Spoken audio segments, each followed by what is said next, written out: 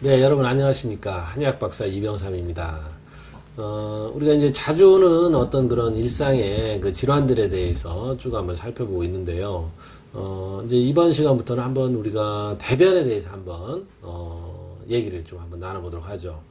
대변하면 흔히들 뭐 이렇게 뭐 더럽다, 지저분하다, 뭐 이런 쪽으로만 생각을 하게 되는데 사실은 우리 몸의 어떤 건강 상태를 반영하는 굉장히 유용한 도구입니다. 우리가 뭐 혈액 검사를 할지, 뭐 MRI, CT, 뭐 초음파, 뭐 이런 많은 검사들이 있지만 사실은 돈 안 들고 쉽게 우리가 일상에서 할 수 있는 것이 대변, 그다음에 소변, 그다음에 땀 이런 것들 우리 몸에서 내 몸의 건강 상태를 알려주는 어떤 그런 힌트고 그런 정보가 되니까 이런 것만 굉장히 잘 살펴보아도 우리가 건강 상태를 가늠할 수 있다라는 겁니다.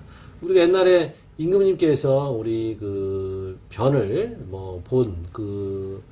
말하자면 그 이동식 그 화장실이죠. 그것을 뭐라고 얘기를 했죠? 매화틀이라고 했습니다. 그러니까 매화라고 하는 것은 임금님의 변을 또 이르는 말이 되겠죠. 그럼 제가 이제 이 매화라고 하는 것을 왜 매화로 이름을 붙였을까? 이제 이렇게 한번 생각을 해봤습니다. 여러분들 생각은 어때요? 매화라고 이름을 붙인 게 우리가 매화라고 하는 건 이제 봄의 전령 그런 얘기를 하죠. 그러니까 그 굉장히 추운 그 겨울의 강추위에서 처음 꽃을 틔우는 게 매화입니다. 그만큼 우리가 인고의 시간을 겪고 나서 나오는 어떤 그런 결과물이 이제 매화라고 얘기를 하죠. 그래서 사군자 중에도 이제 뭐 매랑 국주 뭐 가장 대표적인 것이고 우리가 선비의 절개를 얘기할 때 매화들을 많이 얘기를 하죠.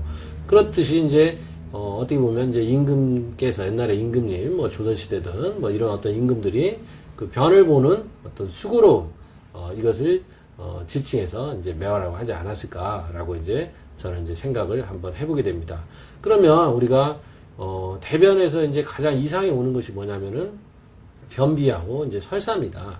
근데 이제 여러분들이 이 변비나 설사를 굉장히 어떻게 보면은 대수롭지 않게 이렇게 생각을 하는 경향이 있는데 이 변비가 굉장히 변비 설사 이런 것이 중요합니다.